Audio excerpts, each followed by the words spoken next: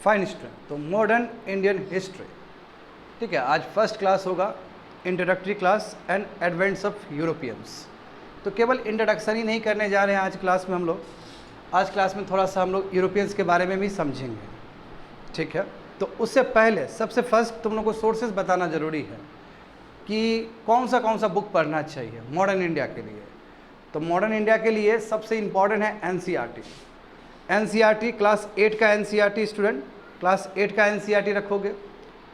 Class 10 का एक particular chapter जो सेकेंड चैप्टर है नेशनलिज्म इन इंडिया, और जो क्लास 12 का जो बुक है थर्ड पार्ट वो मॉडर्न इंडिया से रिलेटेड थर्ड पार्ट, क्योंकि 3 पार्ट है जानते हो उसमें, है ना। तो थर्ड पार्ट पढ़ना है। और ओल्ड एनसीईआरटी, कोई बच्चा चाहेगा तो ओल्ड एनसीईआरटी भी पढ़ सकता है। तो 12 का जो ओल्ड एनसीईआरटी है बिपिन चंद्र का, वो भी बहुत ही अच्छा रेफरेंस बुक हो सकता है सिविल सर्विस के लिए। तो तुम्हारे पास ऑप्शन बहुत सारा है स्टूडेंट। तो जैसे कि मैंने कहा क्लास 8, क्लास 10 का एक पर्टिकुलर चैप्टर, क्लास 12 का अभी का न्यू एनसीईआरटी। यदि ओल्ड एनसीईआरटी पढ़ना चाहते हो तो बिपिन चंद्र का क्लास 12 का एनसीईआरटी पढ़ सकते हो, स्लैश तमिलनाडु बोर्ड का भी पढ़ सकते हो। तमिलनाडु बोर्ड का 12 का बहुत ही अच्छा है, 11-12 का जो मॉडर्न इंडिया से रिलेटेड है उसको पढ़ सकते हो। और रेफरेंस के लिए स्पेक्ट्रम बुक हो तो और अच्छी बात है, स्पेक्ट्रम, है ना। और मेरा नोट्स एक्चुअली फलक्रम की तरह यूज़ करोगे उसको, आई मीन कनेक्ट करेगा तुमको, सभी नोट्स से मेरा नोट्स कनेक्ट करेगा, क्योंकि मेरा नोट्स बहुत सारा अलग अलग नोट से बना हुआ नोट्स है, ये क्रिस्प फॉर्म है। यदि इसको समझ जाओगे तो सभी किताब को समझ जाओगे अच्छे से। और ये मेरा ड्यूटी है कि सबको कनेक्ट करके हम चलें, समझ गए। तो चलो पहला पढ़ते हम लोग कि सारे जहां से अच्छा हिंदुस्तान हमारा। अब देखो ये जो स्लोगन है, ये जो सॉन्ग है, मोहम्मद इकबाल ने लिखा था जब वो विद्यार्थी थे, जब वो स्टूडेंट थे तो उन्होंने लिखा था, और वो पढ़ते थे लाहौर के एक गवर्नमेंट कॉलेज में। तो ये इतना मशहूर हुआ उनका सॉन्ग, उनका पोएम, कि 1904 में इतिहाद ITTEHAD इतिहाद जर्नल में ये पब्लिश हुआ था। ये सारे जहां से अच्छा हिंदुस्तान हमारा। तो इतिहाद मैगजीन में, इतिहाद ITTEHAD इतिहाद मैगजीन में ये पब्लिश हुआ था 1904 में। और जब वो स्टूडेंट थे अपने कॉलेज में तब उन्होंने सुनाया था। तो आस्ते आस्ते बहुत पॉपुलर हो गया, और बाद में ये इतना बड़ा स्लोगन बना ब्रिटिश के विरोध में, समझे। तो ब्रिटिश गवर्नमेंट, इम्पेरियल गवर्नमेंट, उसके विरोध में ये बहुत बड़ा स्लोगन बन के निकला है स्टूडेंट, सारे जहां से अच्छा हिंदुस्तान हमारा। इसमें देखोगे कि हिस्ट्री जब पढ़ोगे तो तुमको पता चलेगा कि ये देश बहुत लोगों का मेहनत से बना हुआ देश है। बात समझे, एक किसी को क्रेडिट नहीं जाता है। तो इसमें देखो अश्वनी कुमार दत्ता, है ना, MG रानाडे, गोपाल कृष्ण गोखले, गांधी जी, अंबेडकर जी, जवाहरलाल नेहरू, है ना, शहीद भगत सिंह, ऐसे अनगिनत लोग हैं जिनके वजह से ये देश बना है। सब लोग ब्रेव फ्रीडम फाइटर रहे हैं भारत के लिए। राजेंद्र प्रसाद हो गए, है ना। यदि मैं बात करूं रानी लक्ष्मीबाई जो झांसी की थी, उनका भी बहुत कंट्रीब्यूशन है कि वो डरी नहीं ब्रिटिश से, और 1857 के रिवोल्ट में बहुत ही ब्रेवरी से लड़ी है। इतिहास याद रखता है उनको अभी भी, बात समझे। और आखिर हमारा झंडा का कलर यही क्यों है, चरखा क्यों इतना बड़ा सिंबल बना, तो इसका भी आंसर तुमको हिस्ट्री में ही मिलेगा। तो हिस्ट्री हर एक चीज़ को कनेक्ट करता है स्टूडेंट। चरखा कैसे सिंबल बना, खादी कितना बड़ा सिंबल बना स्वदेशी मूवमेंट का, तो ये सभी चीज़ हम लोग समझेंगे। आगे देखो, तो मॉडर्न इंडिया जो है, जिसको हम लोग शुरुआत कर रहे हैं अभी से इस लेक्चर से, मॉडर्न इंडिया ऐसा नहीं कि उसको तुम सेपरेट फॉर्म में नहीं देख सकते हो। मॉडर्न इंडिया एक्चुअली फलक्रम है। फलक्रम का मतलब ये कनेक्ट करता है बहुत सारी चीज़ों को भी, बहुत सारी चीज़ों को ये कनेक्ट करता है। क्या क्या चीज़ को कनेक्ट करता है, आज का सोसाइटी ऐसा क्यों है, तो इसका इतिहास से जुड़ा हुआ है संबंध। बात समझे, society, polity, parliamentary democracy Bharat में क्यों है, लोकसभा राज्यसभा क्यों है, कैसे लोग चुन के जाते थे, ये भी तो हिस्ट्री से ही जुड़ा हुआ चीज़ है। Government of India act 1935। International relation, Bharat और पाकिस्तान का रिलेशन, भारत और चाइना का रिलेशन, भारत और श्रीलंका का रिलेशन, जो भी रिलेशन है हमारे कंट्री का, वो भी तो हिस्ट्री से ही जुड़ा हुआ चीज़ है। इकोनॉमिक्स, 1991 में एलपीजी फॉर्म किए, एलपीजी के साथ हम लोग गए, तो ये भी तो पूरा हिस्ट्री से ही जुड़ा हुआ चीज़ है। भारत जब आज़ाद हुआ तो किस तरह का हम लोग इकोनॉमिक पॉलिसी को फॉलो किए, किस तरह का 5th ईयर पंचवर्षीय योजना के साथ हम आगे बढ़े, वो भी तो हिस्ट्री का ही हिस्सा है, क्योंकि बम्बई प्लान में ही पंचवर्षीय योजना का बात हो चुका था, और बम्बई प्लान और भी बहुत सारे प्लान थे, ये सब आज़ादी से पहले ही हुआ था इस देश में। तो हिस्ट्री ही इसका आंसर।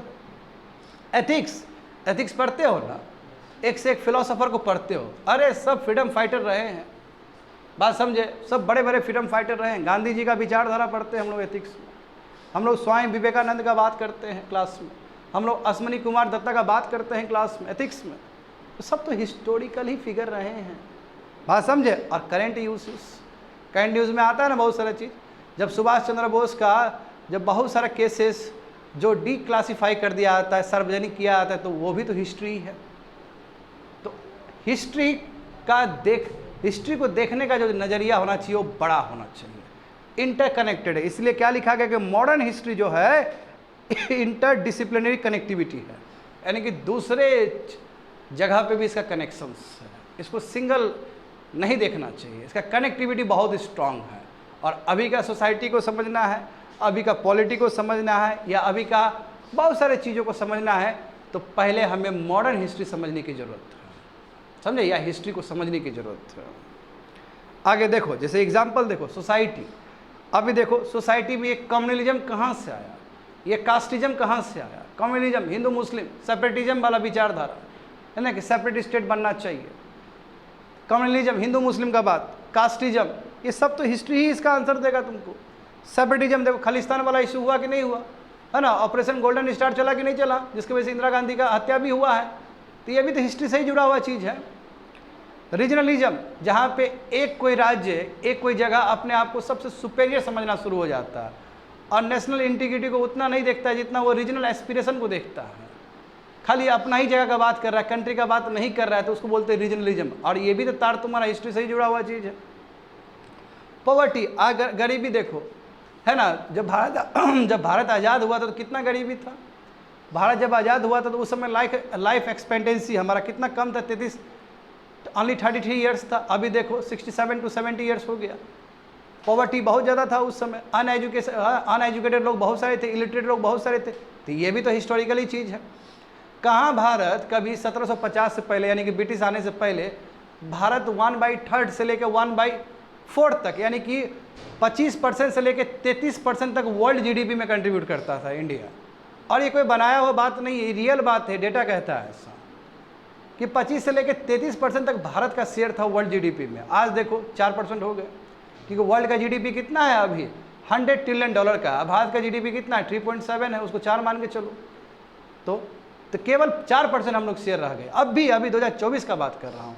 तो जो कंट्री 25 से लेकर 33% के बीच में रहा है, जो कंट्री 33 से लेकर 25% के बीच में, 25 से लेकर 33% के बीच में रहा है, उसका अभी ये डिसमल कंडीशन हुआ था। इसका क्या वजह है? इसका वजह ब्रिटिश है, कि ब्रिटिश ने क्या किया, इंडिया को पूरी तरीके से बस रॉ मटेरियल में कन्वर्ट कर दिया, कि अब खाली रॉ मटेरियल चाहिए, यहाँ से कॉटन सब चाहिए, बनाएगा फिनिश गुड्स वहाँ बनाएगा, यूके में बनाएगा, और फिर इंडिया का मार्केट यूज़ किया जाएगा। जबकि एक समय था कि भारत से जो सामान जाता था वो सबसे लग्जरियस आइटम जाते थे, और यूरोप में डिमांड था उस चीज़ का। तो ऐसा स्थिति कैसे हुआ है, क्यों हुआ है, किस परिस्थिति में हुआ, इसका भी आंसर तुमको हिस्ट्री में ही मिलेगा। यस, आज भारत में रेलवे कनेक्टिविटी देखते हो, इंफ्रास्ट्रक्चर देखते हो, तो इसका भी कनेक्शन ब्रिटिश से मिलेगा तुमको।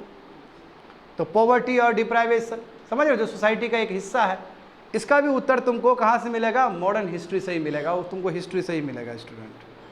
आगे देखो पॉलिटी देखो, आज बात करते हैं हम लोग आर्टिकल 17 और कहते हैं कि ये एब्सोल्यूट फंडामेंटल राइट है, इसमें कोई रीजनेबल रिस्ट्रिक्शन नहीं है, यानी कि अनटचेबिलिटी बिल्कुल नहीं हो सकता है। और बताओ फंडामेंटल राइट जोड़े कि नहीं जोड़े, इसके लिए कोई लॉ की जरूरत नहीं है, पूरा तुम्हारा क्या है, फंडामेंटल राइट्स। तो आखिर ये क्यों परिस्थिति आया, तो इसका भी पीछे आंसर हिस्ट्री है, क्योंकि जानते हो कि हिस्टोरिकल रीजन के वजह से दलित के साथ अत्याचार हुआ है। B.R. अम्बेडकर जी इसके लिए लड़े हैं, इसके लिए संघर्ष किया उन्होंने, और फाइनली संविधान में एक आर्टिकल जोड़ा गया, आर्टिकल 17, जिसके अंतर्गत क्या है कि कोई भी आदमी अनटचेबिलिटी को प्रैक्टिस नहीं कर सकता, छुआछूत को प्रैक्टिस नहीं कर सकता। तो इसका आंसर कहाँ मिलेगा तुम लोग को, हिस्ट्री में ही मिलेगा।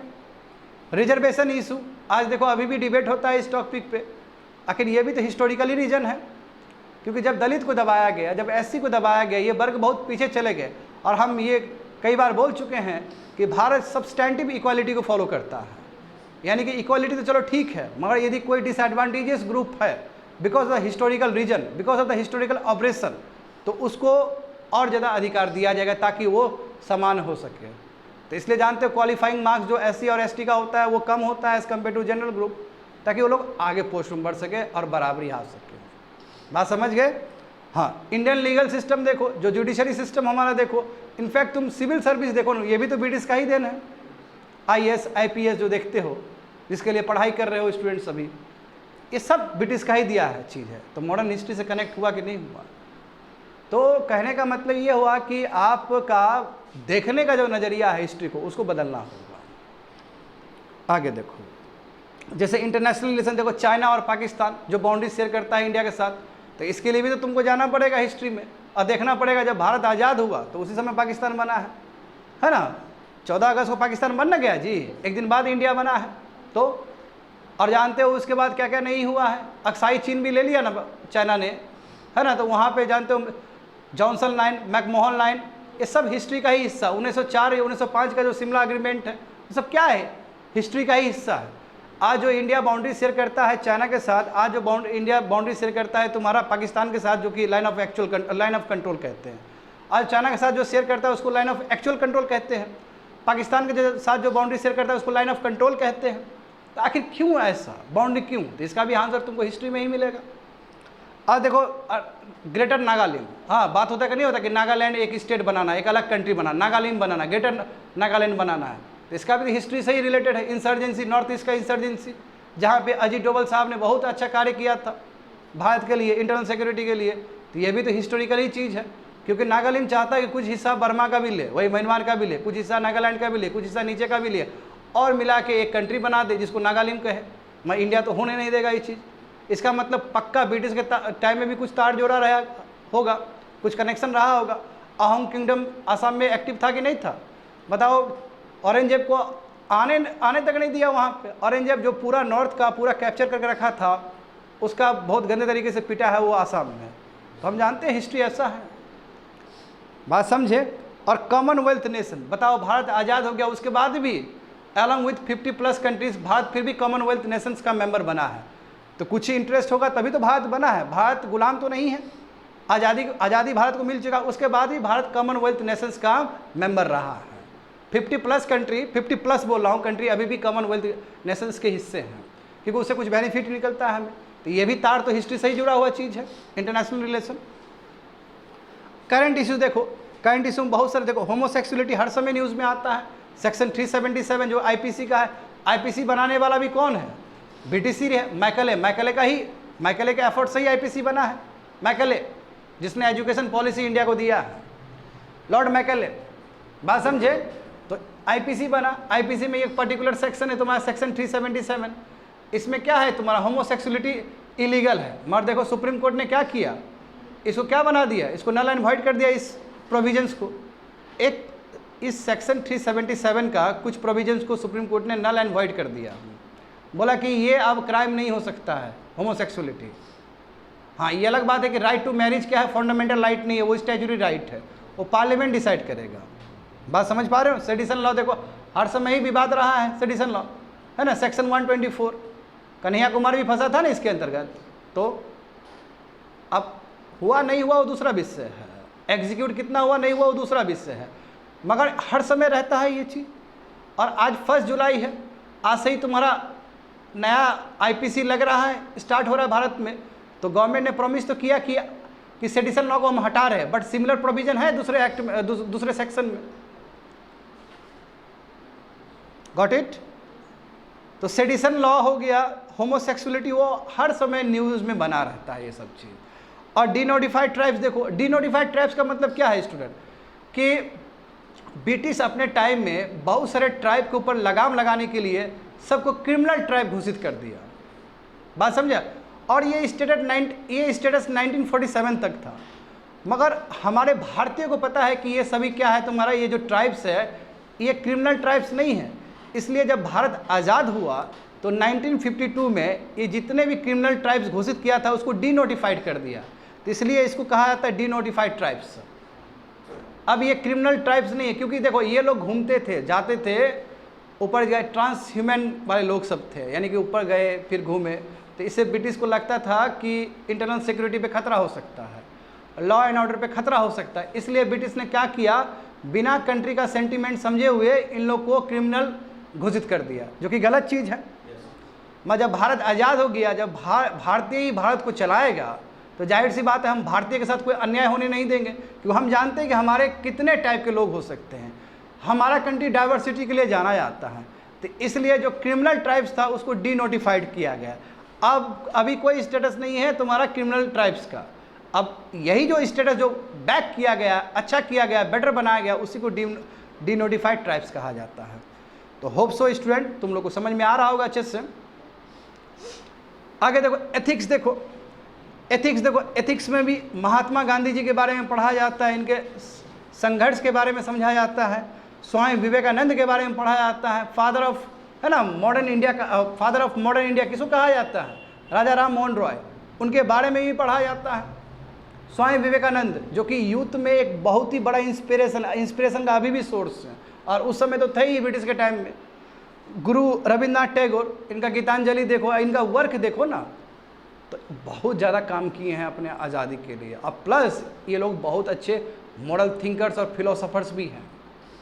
तो ये सब एथिक्स में भी पढ़ाया जाता है। तो इसलिए बार बार हम बोल रहे हैं इस चीज़ को कि मॉडर्न इंडिया कोई सिंगल सब्जेक्ट नहीं है, मॉडर्न इंडिया ऐसा सब्जेक्ट है जो बाकी सब्जेक्ट को भी कनेक्ट करता है।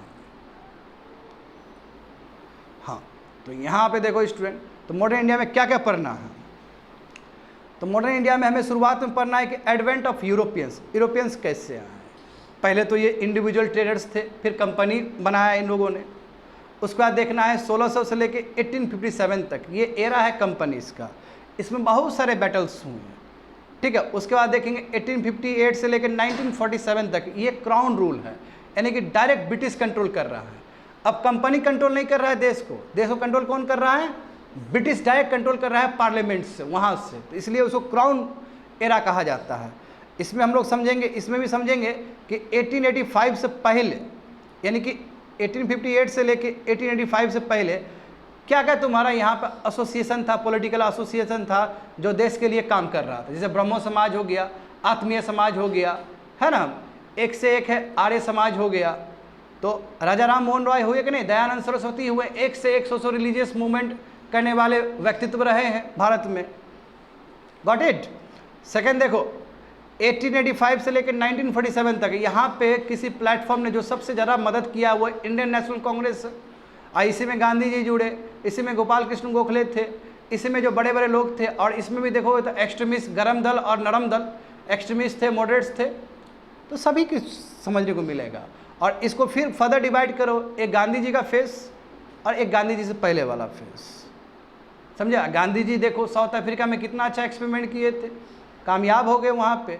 और वही नॉन कॉपरेशन मूवमेंट, वही बहुत सारा चीज़ इंडिया में भी वो अपने तरीके से एग्जीक्यूट किए हैं। तो ये ब्रॉड हिस्ट्री है स्टूडेंट मॉडर्न इंडिया का, समझे, ये ब्रॉड सिलेबस है। तो क्या क्या पढ़ना है, नीचे देखो हमें क्या क्या पढ़ना है। हमें ब्रिटिश गवर्नमेंट पॉलिसी पढ़ना है, समझे। तो British power, administrative policy, civil service reforms, judicial reforms, police reforms, economic policy, labour policy, social and cultural policy, education policy, Indian press का डेवलपमेंट होना, प्रिंसली स्टेट का क्या रिलेशन था ब्रिटिश के साथ, फॉरेन पॉलिसी, ब्रिटिश पॉलिसी का फिर critical analysis भी करेंगे हम लोग। आगे देखो रिवोल्ट ऑफ 1857, यानी कि मूवमेंट जो देख रहे हैं ब्रिटिश इंडिया में हुआ था, ट्राइबल मूवमेंट, है ना, पीजेंट मूवमेंट, मुंडा रिवेलियन हुआ कि नहीं हुआ, हाँ, सन्यासी रिवेलियन हुआ कि नहीं हुआ। तो फिर social religious movement, women movement, revolutionary movement, देखो रिवोल्यूशनरी मूवमेंट भगत सिंह आए कि नहीं आए, हाँ, सूर्य सेन आए कि नहीं आए, working class movement, leftist movement, है ना, फॉरेनर्स का क्या कंट्रीब्यूशन रहा है भारत में, इंडियन नेशनल मूवमेंट, देखो इंडियन नेशनल मूवमेंट कितना इंपॉर्टेंट है भारत को आज़ादी दिलाने में। बात समझ रहे हो ना? तो आगे बढ़ो स्टूडेंट। तो yes, we have completed the first segment, introduction हो चुका है कि किस तरह हम लोग बढ़ेंगे आगे, क्लास को कैसे हम लोग एग्जीक्यूट करने वाले हैं। यहाँ से लेक्चर शुरू होता है, अब लेक्चर शुरू हो जाएगा। तो पहला टॉपिक देखेंगे advent of Europeans, advent of Europeans. तो देखो हमें समझना है, बहुत अच्छे से समझना है स्टूडेंट, कि भारत में तो बहुत सारे लोग आए हैं। यहाँ पे देखोगे तो भारत में बहुत टाइप के लोग आए हैं, और बेसिकली 3 टाइप के लोग आए हैं, समझे? बेसिकली 3 टाइप के लोग आए हैं। कुछ लोग यहाँ पे सेटल हो गए और पूरा इंडियंस ही बन गए। जैसे एग्जांपल देखो, कुशानास हो गया, साकास हो गया, कुशानास हो गया, साकास हो गया। जैसे कुशानास का बात करूँगा तो कुशाना देखो, कुशानास का देखोगे कुजाला कटपिसेस, वीमा कटपिसेस, कनिष्का, ये सब रूलर रहे हैं। और इन्होंने Gandhara school of art, Mathura school of art, Buddhism, है ना, शैविज़्म को बहुत प्रमोट किया है। I am talking about the Kushana rulers. उसके बाद हम बात करेंगे साका, जो कि आके भारत में पूरा भारत की तरह बन गए, भारतीय बन गए ये लोग। क्या बन गए? भारतीय बन गए ये लोग। जैसे एग्जाम्पल मोगा हो गया, रुद्रदामन हो गया, ये सब साका रूलर्स रहे हैं। आज देखते हो भारत में जो कैलेंडर फॉलो किया जाता है, चैत, माघ, फागुन, ये जो कैलेंडर है, ये भी तुम्हारा साका रूलर से ही रिलेटेड है।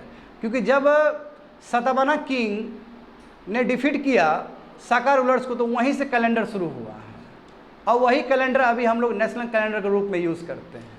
तो पूरा हिस्ट्री जुड़ा हुआ है ये चीज़, बात समझ में आ रहा है ना? तो कुशानास और साकास ये ऐसे रूलर सभी थे जो भारत में आके भारतीय बन गए, एसिमिलेट कर गए भारत से। अच्छा, जहाँ तक टाइमलाइन का बात है मॉडर्न इंडिया का स्टूडेंट, तो मैं थोड़ा सा बता देना चाहता हूँ तुम लोग को कि मॉडर्न इंडिया, भारत में जो मॉडर्न इंडिया है, मॉडर्न इंडिया का जो पीरियड है वो कब से कब तक है? औरंगजेब के डेथ से लेके 1707 से लेके नेहरू जी की डेथ तक, 1964 तक, यानी कि राइट डाउन एवरीथिंग, 707 से लेके 1964, ये जो पीरियड है, इसी पीरियड को मॉडर्न इंडिया कहा जाता है। यानी कि औरंगजेब के डेथ के बाद से लेके नेहरू जी की डेथ तक ये जो हिस्ट्री है, ये जो पीरियड है, उसी को हम मॉडर्न इंडिया कहते हैं। और इसी बीच में बहुत कुछ हुआ है, स्पेशली जो ब्रिटिश आया भारत में, तो ब्रिटिश ने एज अ कंपनी के रूप में जो ब्रिटिश आया यहाँ पे, फिर जो स्ट्रगल किया है पावर के लिए, वो सब तुम्हारा मॉडर्न इंडिया का हिस्सा है। तो देखो मॉडर्न इंडिया का मतलब ये नहीं कि डायरेक्ट मॉडर्न इंडिया पे हम जाएंगे। मॉडर्न इंडिया समझना है तो पीछे का भी बहुत सारा चीज़ आपको समझना होगा। इसीलिए यहाँ पे फर्स्ट पेज में दिया गया है कि भारत में फॉरेनर्स तो बहुत सारे लोग आए, क्योंकि इंडिया तो बहुत बार ही इन्वेड हुआ है। हिंदू कुश माउंटेन से आया कि आया? नहीं आया। वहाँ से अलेक्जेंडर ने रास्ता खोल दिया, उधर से अफगानिस्तान पाकिस्तान से रास्ता खोल दिया अलेक्जेंडर ने, बात समझे? तो इंडिया पास्ट में बहुत बार इन्वेडेड हुआ है फॉरेनर्स से, मगर 3 टाइप के फॉरेनर्स लोग आए हैं। एक टाइप जो कि यहाँ सेटल हो गया और भारतीय बन गए, इंडियनाइज हो गए वो, जैसे कुशानास हो गया, साकास हो गया, हाँ, कुजाला कटपिसेस, समझे, Vima Kadphises, Kanishka, they all are the rulers of Kushanas dynasty. Sakas का हो गया जैसे मोगा, मोगा रूलर है, मोगा फाउंडर है साकास का। छत्रप, रुद्रदामन के टाइम में छत्रप था, अलग अलग था। साका भी बहुत प्रोमिनेंट हुआ, और इसका बैटल तुम्हारा सतवाहना के साथ अच्छा खासा चला है। और सतवाहना ने जब फाइनली हराया एक रूलर को, तो उसके बाद साका कैलेंडर स्टार्ट हुआ है, और जो कैलेंडर अभी भारत का नेशनल कैलेंडर है। जहाँ तक सवाल है इस कैलेंडर का, तो दुनिया में जो सबसे पुराना जो कैलेंडर है वो स्कॉटलैंड का है, स्कॉटलैंड का है, 8000 BC पहले का है। यानी कि अभी से कहोगे तो लगभग 10,000 साल पुराना कैलेंडर है स्कॉटलैंड का, सबसे पुराना कैलेंडर है वर्ल्ड का। बात समझ में आया? तो ये फर्स्ट कैटेगरी हो गया कि जो बाहर से लोग आए, भारत में सेटल हो गए, भारतीय बन गए। दूसरा क्या है कि दूसरा कैटेगरी वो है कि जो भारत में आया, प्लंडर किया, लूटा भारत को, पूरा लूटा भारत को। जैसे मोहम्मद गजनवी हो गया, हाँ, मोहम्मद गोरी हो गया। मोहम्मद गजनवी ने कितना बार अटैक किया है सोमनाथ टेम्पल पे, हम जानते हैं इस बात को, है ना।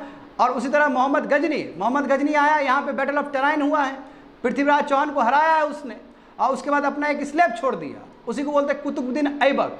अब कुतुबुद्दीन ऐबक किस तरह दिल्ली सल्तनत को आगे ले गया है तो किसी से छुपा नहीं है ये चीज़। तो दिल्ली सल्तनत जो स्टार्ट हुआ है तुम्हारा कहीं ना कहीं मोहम्मद गोरी की वजह से ही, कि कुतुबुद्दीन ऐबक आए और मामलुक डायनेस्टी स्टार्ट किया उन्होंने, और ये गया है, आगे बढ़ा है। उसके बाद फिर 1526 में पहला बैटल ऑफ पानीपत हुआ, जहाँ पे बाबर ने मुगल एम्पायर का शुरुआत नींव रखा भारत में।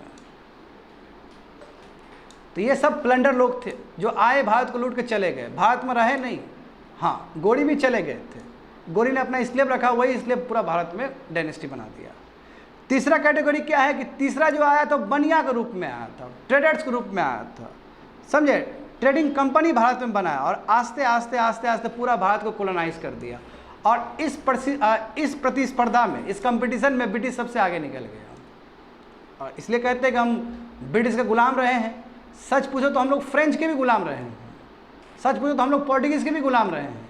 मगर जिस इंटेंसिटी से, जिस मैग्नीट्यूड से और जिस एरिया ऑफ एक्सटेंट से ब्रिटिश ने हुकूमत किया है, उतना पोर्टुगीज़ डच ने नहीं किया है। तो इसलिए यूरोपियन पावर्स में जो इंडिया पे जो सत्ता कब्जाया है वो ब्रिटिश है।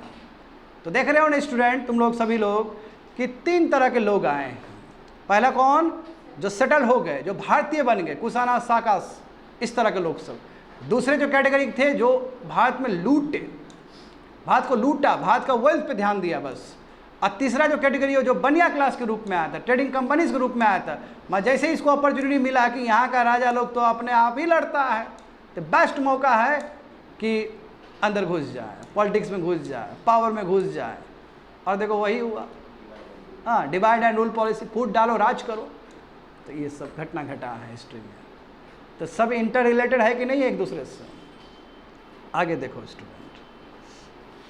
हाँ, वेरी वेरी इंपॉर्टेंट कॉन्सेप्ट। देखो, जहाँ तक सवाल है, जैसे कि मैंने पहले भी कहा है अपना इंट्रोडक्टरी मॉड्यूल में, कि अच्छा खासा ट्रेड था जी हमारा, एंशिएंट ट्रेड अच्छा खासा था, उसका रूट देख सकते हो।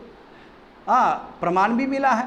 इंडस वैली सिविलाइजेशन का कनेक्शन था कि नहीं था मेसोपोटामिया सिविलाइजेशन से, इजिप्शियन सिविलाइजेशन, अच्छा खासा ट्रेड था। वहाँ का बहुत सारा कोइन यहाँ पे मिला, हड़प्पा में मिला, इंडस में मिला, और इंडस का बहुत सारा कोइन वहाँ पे भी मिला है।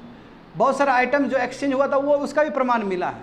तो हम कह सकते हैं कि बहुत भव्य रूप से उस समय ट्रेड रूट था, चाहे वो तुम मैरीटाइम ट्रेड रूट का बात करो, चाहे तुम लैंड का बात करो। देखो वहाँ फर्स्ट फिगर कि इंडस वैली और मेसोपोटामिया सिविलाइजेशन का बहुत ही स्ट्रॉन्ग ट्रेड रिलेशन था। उस रूट में देखो लैंड रूट मिल रहा है तुम लोग को।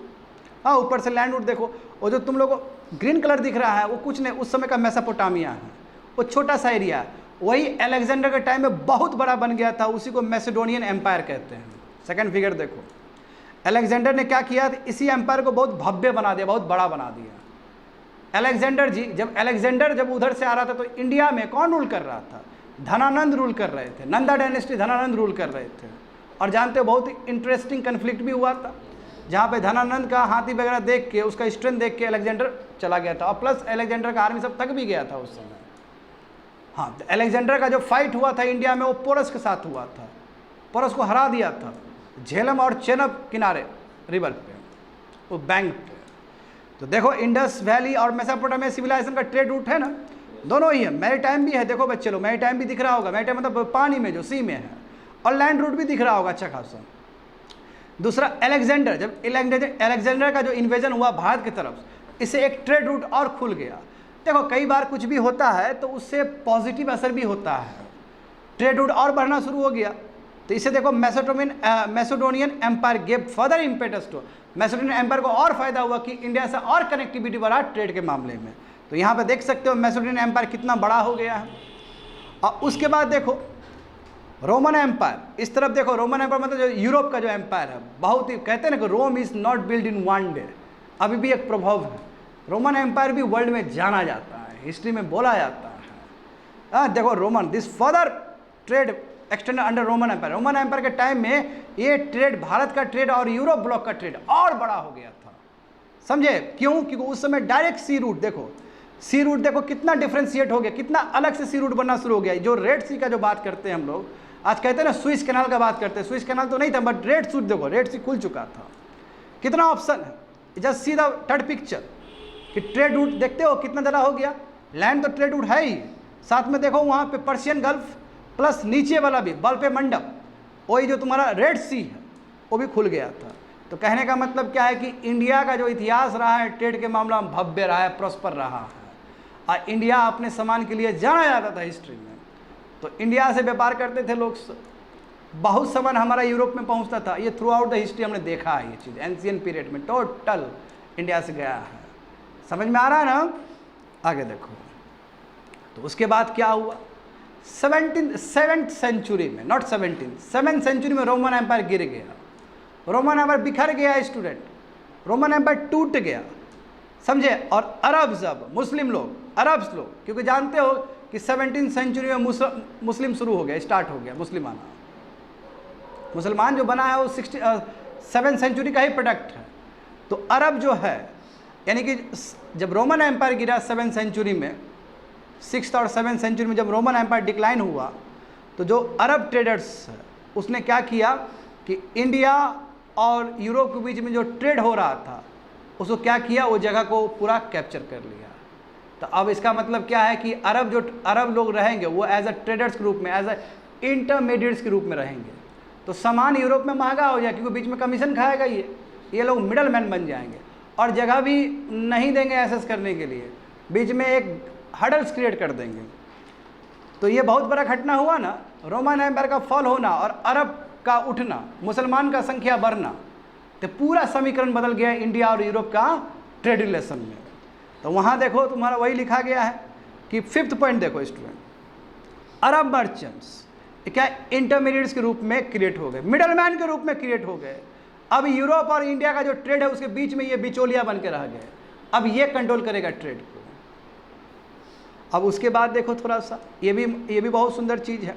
तो उस समय भी देखो स्टूडेंट, कहा जाता है इटली बहुत इंपॉर्टेंट कंट्री है हिस्ट्री में, यूरोप के हिस्ट्री में, ठीक है। जब रोमन एम्पायर गिरा तो उस समय भी इटली ही क्रेडल रहा है, इटली ही तुम्हारा रोमन एम्पायर का जो कल्चर है उसको आगे बढ़ाया है, इनफैक्ट इटली। तो इटली में जो मर्चेंट्स थे वेनिस और गेनो का, वेनिस और गेनो देख सकते हो, इटली में जो 2 टिक है वहाँ पे देख सकते हो, गेनो लिखा गया ना साइड में, इटली का है, वो आइलैंड है साइड का, समझे। देखो वहाँ फिगर में दिया गया गेनो और वेनिस दिया गया है। वेनिस तुम्हारा ग्रीन कलर का है, जितने भी ग्रीन कलर का डॉट देख रहे हो 6th फिगर में नीचे, वो सब क्या है, वेनिस है। तो यहाँ के मर्चेंट्स, और जो गेनो दिख रहा है तुम लोग को रेड कलर का, इटली के बगल में एक आइलैंड है, वो सब तुम्हारा गेनो है। तो यहाँ के मर्चेंट्स लोग भी क्या करना शुरू कर दिए, ट्रेड को मोनोपोलाइज करना शुरू कर दिए। कहने का मतलब, सुनो स्टूडेंट लोग, कहने का मतलब ये है कि चलो समीकरण पूरा बदल गया। अब रोमन एम्पायर पूरा डिक्लाइन हो चुका है। रोमन एम्पायर जिसके लिए कसीदे पढ़े जाते थे स्टूडेंट हिस्ट्री में, Rome is not built in one day, क्योंकि रोमन एम्पायर भव्य एम्पायर था। बताओ, उसका विनाश हो गया, वो टूट गया। और जब टूट गया तो अरब ट्रेडर्स तो फायदा उठाया, मगर जो थोड़ा सा फ्रेगमेंट रहा है इटली में, जो आसपास में, वो ट्रेडर भी हावी था, मगर अरब ट्रेडर के सामने में सर झुकाना पड़ा इन लोग को। शुरुआत में ये लोग एक्टिव है, रोमन एम्पायर गिरने के बाद शुरुआत में एक्टिव है ये मर्चेंट्स लोग, मगर बाद में क्या हुआ, अरब ट्रेडर्स हावी हो गया, पूरा रास्ता ब्लॉक हो जाएगा। देखो वही लिखा गया है वहाँ पे कि इटालियन जो मर्चेंट्स है, वेनिस का और जेनो का, इन्होंने क्या किया, ट्रेड को पूरा मोनोपोलाइज कर दिया, और बाकी यूरोपियंस का कोई रास्ता नहीं है, बाकी यूरोपियंस ऊपर से नहीं आ सकता है, ब्लॉक कर दिया रास्ता। तो अरब ट्रेडर्स ने रास्ता ब्लॉक कर दिया, और प्लस ये जो इटालियन मर्चेंट्स इसने ही ब्लॉक किया। मगर इटालियन मर्चेंट से कितना दिन चलेगा, सवाल ये है। बाद में अरब ट्रेडर्स क्या करेगा, इसका भी रास्ता ब्लॉक कर देगा। अब देखो तो क्या समझे, देखो तो एंशिएंट इंडिया जब, और ये जो घटना घटा है अरब ट्रेडर्स का, हाँ, या फिर गेनो और वेनिस इटली का, ये मेडावल ट्रेड रूट है। हम लोग एंशिएंट ट्रेड रूट जाने ना, अलेक्जेंडर वाला, उससे पहले वाला इंडस मेसोपोटामिया वाला, अलेक्जेंडर वाला, फिर फर्दर रूट खुला रेड सी का भी, तो वो सब एंशिएंट इंडिया का बात है, वो एंशिएंट रूट है। मेडावल रूट ये है, देखो मेडावल रूट यही जो बोल रहे हैं। देखो रोमन एम्पायर, हाँ रोमन एम्पायर अच्छा खासा था, देखो ये कितना रूट देखते हो, इंडिया के साथ कितना कनेक्टिविटी था। मगर क्या हुआ बाद में कि 7th सेंचुरी में जैसे ही रोमन एम्पायर गिरा, तो इसका फायदा किसको हुआ, गेनिस और वेनिस का जो मर्चेंट उसको फायदा हुआ, प्लस जो सबसे अधिक जो फायदा उठाया है वो अरब ट्रेडर्स फायदा उठाया। तभी तो जब वास्को डा गामा गए थे कहाँ पे, कैलिकट में, जमुरीन के पास, तो अरब मर्चेंट साथ में गया था। बात समझो ना, पूरा मोनोपोलाइज है ट्रेड। और अरब मर्चेंट कभी नहीं चाहते थे कि वास्को डा गामा को यहाँ पे कोई कंसेशन मिले ट्रेड में। Are you getting me? तो देखो सेकंड फिगर देखो कैनाव और वेनिस का, वो कलर देखो, कलर से करो। और देखो Constantinople, very very important in the history. ये जो तुमको कॉन्स्टेंटिनोपल जो दिख रहा है तुम लोग को, इस्तांबुल के बगल में है, अभी का कहोगे, ये बहुत इंपॉर्टेंट पोर्ट था। यहाँ पे सबसे ज़्यादा ट्रेड होता था उस समय। अब बताओ, कॉन्स्टेंटिनोपल को ऑटोमन टर्क्स ने कैप्चर कर दिया। स्टूडेंट देखो, समझो इस बात को, थोड़ा हिस्ट्री में जाओगे पीछे ना तो तुमको बहुत कुछ मिलेगा वर्ल्ड हिस्ट्री में। तुमको यहाँ पता चलेगा जब रोमन एम्पायर डिसइंटीग्रेट हुआ तो दो एम्पायर में डिवाइड हुआ, एक बेजेंटाइन एम्पायर है और एक एम्पायर ऊपर फ्रेगमेंटेड एम्पायर है। यूरोप का ऊपर वाला हिस्सा देखोगे तो जो तुमको दिख रहा है, स्पेन हो गया, पोर्टुगल हो गया, फ्रांस हो गया, जर्मनी हो गया, यहाँ पे किसी का एक का हुकूमत नहीं था, ये फ्रेगमेंट हो गया। मैं नीचे की तरफ देखोगे, जब अरब ट्रेडर्स नहीं आए थे तो उस समय बेजेंटाइन एम्पायर था। मैं क्या किया, बेजेंटाइन एम्पायर को खा गया ऑटोमन एम्पायर, टर्क्स मुस्लिम, ये खा गया। और middle of the 15th century यानी कि 1450 के आसपास पूरा ऑटोमन एम्पायर पूरा क्रिएट कर लिया, खलीफा। और यही फर्स्ट बैटल में, फर्स्ट वर्ल्ड वॉर में ख़त्म हो गया ये चीज़। खिलाफत मूवमेंट इंडिया में जो चला ना, शौकत अली और मोहम्मद अली किसके लिए लड़े थे? ताकि फिर से खलीफा रिस्टोर हो। तो ये जो ऑटोमन एम्पायर है, इसका जो गठन हुआ था 1450s के आसपास। अब कैसे गठन हुआ? जब वो बेजेंटाइन एम्पायर को पूरा खा गया पकड़ के, कि कॉन्स्टेंटिनोपल बेजेंटाइन एम्पायर के अंदर आता था ये, और वो केडल्स थे, वो यूरोपियन हिस्ट्री को, रोमन एम्पायर का हिस्ट्री को आगे ले जा रहे थे। मैं क्या हुआ, ऑटोमन एम्पायर ने पूरी तरीके से इनगल्फ कर दिया इसको। आ रहा है समझ में? गेटिंग में? समझ पा रहे हो ना ठीक से? देखो, तो कॉन्स्टेंटिनोपल ये इंपॉर्टेंट पोर्ट था उस समय। मगर देखो ऑटोमन एम्पायर ने कैसे इसको इनगल्फ किया है बेजेंटाइन एम्पायर से। आगे देखो, तो मॉडर्न ट्रेड रूट देखो स्टूडेंट, मॉडर्न ट्रेड रूट क्या हुआ।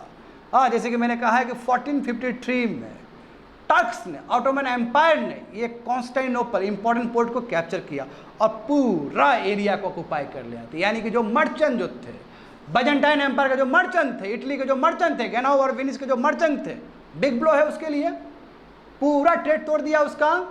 और ऑटोमन एम्पायर पूरी तरीके से कब्जा लिया उस जगह को, पूरा कैप्चर कर लिया। देखो ग्रीन कलर देखो वहाँ पे अच्छे से, ऑटोमन एम्पायर का रेंज देखो ना स्टूडेंट, इजिप्ट, लीबिया, अल्जेरिया, देख रहे हो, टर्की, सीरिया, सब अपने हाथ में है। इसका मतलब मेडिटेरियन सी पे, रेड सी पे हुकूमत करेगा नहीं है, ब्लैक सी पे हुकूमत करेगा नहीं है। समझ पा रहे हो? ये हिस्ट्री है उसका। इसका मतलब व्हाट डज इट मीन?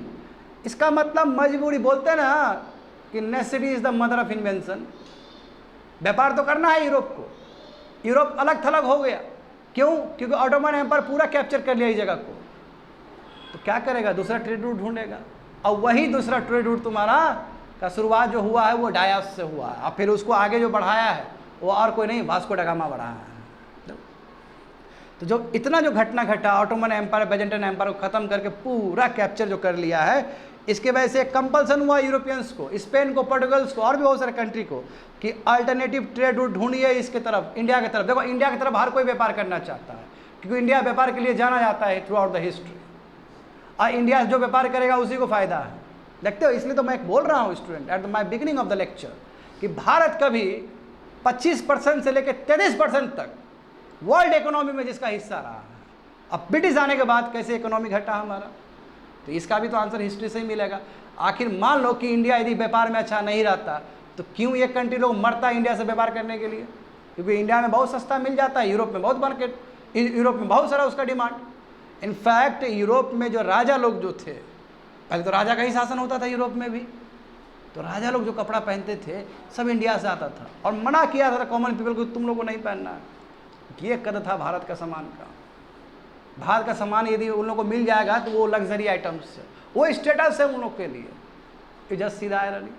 आज देखो, आज हम लोग बाहर से सामान खरीदते तो लगता है कि हम लोग लग्जरियस, आयरनी है ये बात, समझे?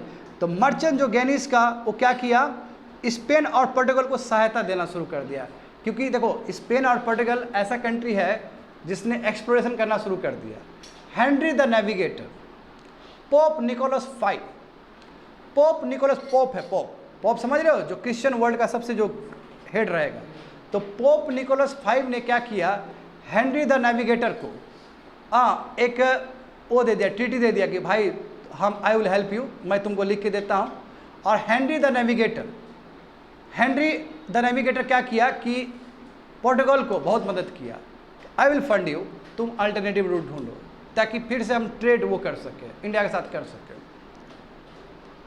देखो, तो this led in this search was the taken by Portugal और स्पेन इसका फ्लैग बेरर रहा, यानी कि आगे बढ़ा ये लोग एक्सप्लोरेशन करने के लिए, नया रूट ढूंढेगा ये लोग, ये दो कंट्री। और स्पेन और पोर्टुगल दोनों को हम लोग क्या बोलते हैं, आइबेरियन पेनिनसुला कहते हैं, क्योंकि देखोगे यदि मैप देखोगे बहुत नज़दीक है स्पेन और पोर्टुगल। और लिस्बन पोर्टुगल का है कि नहीं हिस्सा, Lisbon is a part of Portugal, city है वो। तो देखो ट्रीटी हुआ, ट्रीटी ऑफ डॉर्डिसिलस, एक ट्रीटी हुआ। अब ये ट्रीटी कौन करवाया, ये ट्रीटी वही हेनरी द नेविगेटर करवाया, और इसके लिए जो छूट दिया था वो पोप निकोलस V दिया था। बात समझ में आ रहा है ना। तो इसमें क्या हुआ था, देखो अब दिक्कत ये हो जाएगा, देखो प्रॉब्लम ये हो सकता है कि यदि स्पेन और पोर्टुगल दोनों ही एक्सप्लोर करना शुरू कर दे तो कन्फ्लिक्ट हो सकता है। तो कन्फ्लिक्शन ना हो इसलिए एक लाइन खींच दिया गया, समझे, एक लाइन खींच दिया गया और बोला है कि ईस्ट की तरफ पोर्टुगल जाएगा और वेस्ट की तरफ कौन जाएगा, स्पेन जाएगा। तो यही कारण है कि वास्को ड गामा ईस्ट की तरफ आया, क्योंकि वो पोर्टुगीज से आया था, वो पोर्टुगल से पुर्तगाल से आया था। और जो कोलंबस स्पेन से गया था, और इसलिए उसने अमेरिका को डिस्कवर किया। तो ये ट्रीटी की वजह से ही हुआ। और इस ट्रीटी के पीछे जो सबसे बड़ा हाथ है वो किसका हाथ है, पोप निकोलस V और हेनरी द नेविगेटर। समझ पा रहे हो ना, ये ट्रीटी ये ट्रीटी एक्चुअली अल्टरनेटिव रूट ढूंढने में मदद किया है एक्चुअली, समझ गए। तो देखो अटलांटिक ओशन को दो भाग में डिवाइड किया कि आप एक पोर्टुगीज इस साइड से जाएगा और स्पेन वेस्ट साइड से जाएगा, समझे। देखो तो this treaty aimed at settling conflicts over lands newly discovered और एक्सप्लोर्ड, यानी कि ये ट्रीटी मदद करेगा कि मान लो कि दोनों क्लेम कर रहा है, मान लो कि पोर्टुगीज भी क्लेम कर रहा है, स्पेन भी क्लेम कर रहा है, तो सबसे पहले देखा जाए कि पोर्टुगीज को तो इसकी तरफ से मिला था और स्पेन को वेस्ट की तरफ से मिला था, तो इससे डिस्प्यूट क्लियर हो सकता है। यदि ईस्ट की तरफ है तो पोर्टुगीज को मिल जाएगा वो, यदि वेस्ट की तरफ है तो स्पेन को मिलेगा। मगर तुमको क्या लगता है कि खाली स्पेन और पोर्टुगल ही होगा, बाद आस्ते आस्ते बाकी यूरोपियन कंट्री भी अट्रैक्ट होगा। वो सोचेगा कि भाई क्या कर रहा है स्पेन और पोर्टुगल, तो बाकी कंट्री भी आना शुरू हो जाएगा, वहीं से कोलोनाइजेशन प्रोसेस शुरू हो जाएगा वर्ल्ड में। ये लोगों को कहाँ से एडवांटेज मिल रहा है, ये लोग कहाँ से कंपनी बना रहा है, कहाँ जा रहा है, कहाँ से ट्रेड कर रहा है, अरे कितना बेनिफिट हो रहा है इन लोग को। आगे देखो तो मॉडर्न ट्रेड रूट देखो, ऑटोमन एम्पायर कैप्चर कर लिया ना, इसलिए देखो नया ट्रेड रूट देखो student, Cape of Good Hope दिख रहा होगा नटाल से नीचे, समझे, नटाल से नीचे दिख रहा होगा तुम लोग को ना, केप वर्डे आइलैंड्स भी दिख रहा होगा तुमको अफ्रीकन कोस्ट में, बिल्कुल। तो वहाँ से लाइन खींचा गया है, थोड़ा सा 1300 माइल्स थोड़ा दूर जाओगे, केप ऑफ देखो वहाँ पे केप ऑफ वर्डे आइलैंड्स है, फिगर में देख सकते हो स्टूडेंट तुम लोग, है ना, केप वर्डे आइलैंड्स। तो यहाँ से वेस्ट की तरफ 1300 किलोमीटर 1300 माइल जाओगे तो वहाँ से एक लाइन खींचा गया, यानी कि अटलांटिक से एक पूरा लॉन्गिट्यूड खींचा गया, सॉरी लैटिट्यूड खींचा गया, लॉन्गिट्यूड ऐसे क्या है, लॉन्गिट्यूड खींचा गया, लैटिट्यूड सीधा होता है, लॉन्गिट्यूड खींचा गया है। और बोला है कि वेस्ट की तरफ कौन जाएगा, पोर्टुगीज जाएगा, और वेस्ट की तरफ ईस्ट की तरफ पोर्टुगीज जाएगा, वेस्ट की तरफ स्पेन जाएगा। ये तय हो गया, वही ट्रीटी ऑफ उसी ट्रीटी में तय हुआ है। बात समझ में आ रहा है ठीक से, ये सब हिस्टोरिकल चीज़ है और इसी से तुम्हारा मॉडर्न इंडिया स्टार्ट होगा। बात समझो, ये देख सकते हो इस तरह। हाँ आगे देखो तो देखो किस तरह ट्रेड रूट का इवोल्यूशन हुआ। शॉर्ट में देखो तो पहला तुमको ये दिखा एंशियंट में यही ट्रेड रूट दिख रहा था तुम लोग को, मेसोपोटामिया और इंडस का। सेकंड में देखो रोमन एम्पायर बहुत फ्लरिश कर रहा था, है ना, बाद में क्या होगा, ऑटोमन एम्पायर का पूरा कैप्चर कर लिया, बैजेंटाइन एम्पायर को खा गया। और थर्ड देखो ये ट्रेड रूट, तो ये एवोल्यूशन है, इसमें बहुत साल लगे हैं, हजारों साल लगे हैं, तब जाके ये ट्रेड रूट डेवलप हुआ इस तरह का। तो यहाँ पे आते हैं saga of India Europe trade relation. तो इंडिया और यूरोप का जो ट्रेड रिलेशन है इसका डेवलपमेंट किस तरह हुआ है, इसका क्रोनोलॉजी क्या है, स्टार्टिंग पॉइंट क्या है। जैसे हम लोग जानते हैं फर्स्ट में तो हम लोग मेसोपोटामिया और उसका किए ही हैं, इंडस का किए हैं, और पीछे ले जाए तो देखो नंबर 1 देखो पोस्ट रोमन एम्पायर, यानी कि जब रोमन एम्पायर 7th सेंचुरी में ख़त्म हुआ तो वेनिस और गेनाओ ने शुरू किया तुम्हारा ट्रेड रूट के लिए, भारत के ट्रेड कनेक्ट करने के लिए, सही बात है ना, वो एक कंट्रोल कर रहा था। मगर अरब ट्रेडर आ चुके थे और हद तो तब हुआ जब 1453 में ऑटोमन एम्पायर को पूरा चांस मिल गया कि हम पूरा बढ़ा लें, पूरा ऑक्यूपाई कर लें, और वो पूरा बेजेंटाइन एम्पायर पूरा खा गया और पूरा ऑक्यूपाई कर लिया। तो इसका मतलब जो वेनिस मर्चेंट थे, जो वेनिस मर्चेंट थे इटली के, उसको बिग ब्लो है उसके लिए। सेकंड पॉइंट, थर्ड पॉइंट क्या है, सब्सिक्वेंटली देखो पोर्टुगल आगे बढ़ गया कि हमको अल्टरनेटिव रूट ढूंढना है, क्योंकि हमको ऑटोमन एम्पायर तो जाने नहीं देगा वहाँ से, क्योंकि रेड सी पे ऑटोमन एम्पायर कंट्रोल, मेडिटेरियन सी पे ऑटोमन एम्पायर कंट्रोल, है ना, लैंड तो पूरा उसका ही है, तो सब ट्रेड रूट तो बंद ही कर दिया। इसलिए पोर्टुगल आगे बढ़ा, उसके पीछे स्पेन भी बढ़ा। इसमें सबसे बड़ा जो भूमिका है निकोलस फाइव का, पोप निकोलस 5 का और हेनरी द नेविगेटर, उसका देखो पहला जो हुआ था स्टूडेंट, यानी कि देखो ये गलत बात है कि वास्को ड गामा पहला आदमी नहीं है पोर्टुगीज़ का जो इंडिया में पहुंचा था। पहला जो आदमी पहुंचा है वो बर्टोलोम्यू डायस है, वो बर्टोलोम्यू डायस बोला जाता है इसको, या डायस भी बोल सकते हो सिंपल। ये आदमी है फर्स्ट आदमी जो कि 1487 को पहुंचा था भारत, सी रूट ढूंढा था इसने। मैं ये थोड़ा कंफ्यूज था कह सकते हो, और इसका एक्सपीरियंस उतना अच्छा नहीं हुआ था। ये जब जिस रूट को फॉलो किया ना स्टूडेंट, से में जिस ट्रेड रूट को ये फॉलो किया था, इसका एक्सपीरियंस अच्छा नहीं था। मैं बाद में लगभग 10 साल बाद जब वास्को ड गामा गया था, उसका एक्सपीरियंस बहुत अच्छा था, इसलिए क्रेडिट वास्को ड गामा को दे दिया जाता है। तो देखो क्या हुआ, फोर्थ पॉइंट देखो, तो साउदर्न टिप, अफ्रीका का जो साउदर्न टिप घूम के जो गया था वो डायस था, समझे, और यहीं से पता चला कि यस पॉसिबल है, इंडिया तक जाने का दूसरा रास्ता है, तो एक पॉसिबिलिटी इसने किया। एट द सेम टाइम देखो स्पेन से कोलंबस गया 1492 में, देख रहे हो ना, 1487 में पुर्तगाल से गया था, पोर्टुगल से गया था, स्पेन से भी गया है, कौन गया है, कोलंबस गया है। कोलंबस देखो अमेरिका को ढूंढा ना, अमेरिका को ढूंढा उसने, और देखो अमेरिका मतलब एक न्यू लैंड, पूरा न्यू लैंड है, वो ट्रेड के लिए कितना सहयोग किया।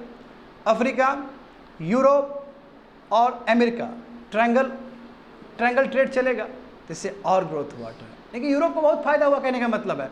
मैं थोड़ी देर में बताऊंगा कि ट्रायंगुलर ट्रेड क्या होता है, ठीक है, और यूरोपियंस को इससे बहुत फायदा हुआ है। तो कोलंबस का एफर्ट के बेस, अरे कोलंबस गया, कोलंबस ढूंढ लिया। अब बताओ कोलंबस, अब हुआ क्या स्टूडेंट, बहुत कन्फ्यूजन हुआ है हिस्ट्री में। ये लोग गया, सब गया इंडिया को ढूंढने के लिए, मिल गया कुछ और। वो अमेरिको थे जिन्होंने बोला कि नो, कोलंबस जो ढूंढा है वो इंडिया नहीं है, वो अमेरिका है। तो वो अमेरिको आदमी था, और अमेरिको के नाम से ही अमेरिका पड़ा है, तो क्योंकि उसने डिस्टिंक्ट किया ना, उसने लैंड को डिस्टिंक्ट किया। जो कोलंबस गया था ये बोला कि हम इंडिया ढूंढ लिए, में ये सत्य नहीं है, उसने अमेरिका को ढूंढा था, समझे बात को। हाँ, और उसके बाद देखो 1498 में वास्को ड गामा, हाँ कितना बड़ा नाम है इसका हिस्ट्री में, इसने एक्चुअली इंडिया का सक्सेसफुली जो रूट है, सी रूट को ढूंढा है। 1487 में डायस ने बहुत प्रयास किया, एक खोल दिया, एक तरह से एक्सपीरियंस खोल दिया, मैं उसको एक्सपीरियंस अच्छा नहीं हुआ था, मतलब एक तरह से सी रूट बता दिया उसने। मैं जो रियल जो डिस्कवर किया है सी रूट, वो वास्को ड गामा है। देखो finally Vasco da Gama from Portuguese successfully discovered India in 1498, समझ गए। और देखो उतना ही इंपॉर्टेंट ये पर्सनालिटी भी है, वास्को ड गामा के बाद कुछ ही साल के बाद पेड्रो कैब्रल भारत में आए। मैं इसका भारत में आने का जर्नी थोड़ा डिफरेंट है, ये ब्राज़ील का टिप को, ब्राज़ील से होते हुए इंडिया में गए, इस थोड़ा लॉन्ग जर्नी फॉलो किए हैं, ब्राज़ील को सरकमवेंट नहीं किए हैं स्टूडेंट। सिम इधर ब्राज़ील को इधर देखो ना, इधर ब्राज़ील को सरकमवेंट नहीं किए हैं। ब्राज़ील का जो टिप है, टिप से फिर से ये अफ्रीका का टिप से घूम के इंडिया गए हैं। अभी मैं थोड़ी देर में फिगर दिखाऊंगा। वो मैगलन था जो ब्राज़ील को क्रॉस करके इस तरफ एशिया की तरफ आया था। मैगलन ये वाला है मैगलन स्ट्रेट, है कि नहीं है यहाँ पे, वो आदमी था, मैगलन था वो ऐसे करके आया था एशिया की तरफ। बट ये जो तुम्हारा जो पेड्रो कैब्रल है, ये ब्राज़ील को ऐसे क्रॉस करके फिर इंडिया की तरफ आया है। और ये जो आदमी आया है, सबसे पहला कंपनी बनाया है कैलिकट में। ये लिस्बन से शुरू हुआ इसका यात्रा, स्पेन से शुरू हुआ, लिस्बन से शुरू हुआ, इंडिया में आया, कैलिकट में कंपनी बनाया है इसने, और फिर बैक भी गया है ये। तो जब बैक गया था तो दूसरा रूट फॉलो किया था इसने। तो ये आदमी वास्को ड गामा से भी एक कदम आगे का आदमी है, क्योंकि एक्सपीरियंस ज़्यादा बढ़ता है तो आप ज़्यादा बेटर कर रहे होते हो, ये भी बात है। और उस समय देखो जो एक्सप्लोरर था उसका बड़ा ही सम्मान होता था। कोई यदि नया लैंड ढूंढ रहा है तो उसको एकदम बहुत ज़्यादा ही स्टेटस से देखा जाता था कि देखो ये है, आप समझ गए। तो Vasco da Gama, Pedro Cabral हो, कोलंबस हो, डायास हो, ये सबको पूजा जाता था, हीरो माना जाता था ये लोग। आगे देखो, ये देखो बच्चे लोग, यही चीज़ देखना है तुम लोग को कि कैसे वेरियस जो वॉयजर्स है, जो समुद्री यात्रा जो किए हैं।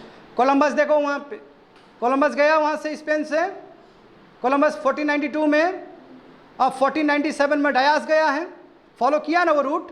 और ये देखो, हाँ डायास गया, वास्को ड गामा भी वही रूट फॉलो किया है लगभग। और पेड्रो कैब्रल देख रहे हो ना, ब्राज़ील का किस तरह टिप को फॉलो करते फिर इंडिया की तरफ गया है वो। तो रूट देख रहे हो, थोड़ा डिफरेंट है रूट वो। हाँ, तो लिस्बन से जो गया कैलिकट में, तो रूट थोड़ा पेड्रो कैब्रल का थोड़ा रूट डिफरेंट है। येलो कलर दिख रहा है ना। हाँ, आगे देखो, ट्रायंगुलर ट्रेड, बोले ना ट्रायंगुलर ट्रेड के बारे में हम लोग समझेंगे। ट्रायंगुलर ट्रेड देखो, इसमें 3 कंटिनेंट को वो करो, तुम कंसीडर करो। एक अमेरिका को कंसीडर करो। अमेरिका का मतलब क्या है? ऊपर का यूएसए और कनाडा, बिल्कुल ब्रिटिश का हुकूमत था यहाँ पे, समझे ना, ब्रिटिश का, फ्रेंच का, बहुत सा है। कनाडा में तो पूरा फ्रेंच कंट्रोल करके रखा था जो बात है। इधर देखो फिनिश प्रोडक्ट वैसा यूरोप, और ये तुम्हारा देखो, अब बात समझो, कनेक्शन देखो कैसे। स्टूडेंट, अफ्रीका स्लेव्स के लिए जाना जाता है। स्लेव मतलब बंधुआ मजदूर के लिए, है ना, लेबर के लिए। तो जानते हो कि आज अमेरिका में तुमको जो ब्लैक लोग दिखते हैं, वो ब्लैक लोग वहाँ के नहीं हैं।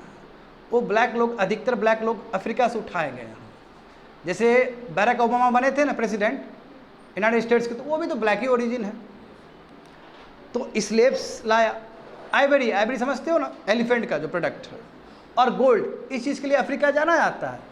तो वो व्यापार हुआ तुम्हारा किसके साथ? उसके साथ, अमेरिका के साथ। अब यूएसए बोलना गलत बात होगा, क्योंकि अमेरिका बोलना पड़ेगा यहाँ पे, ठीक है। कनाडा और सब इन्वॉल्व है, कनाडा और यूएसए दोनों इन्वॉल्व है अभी का।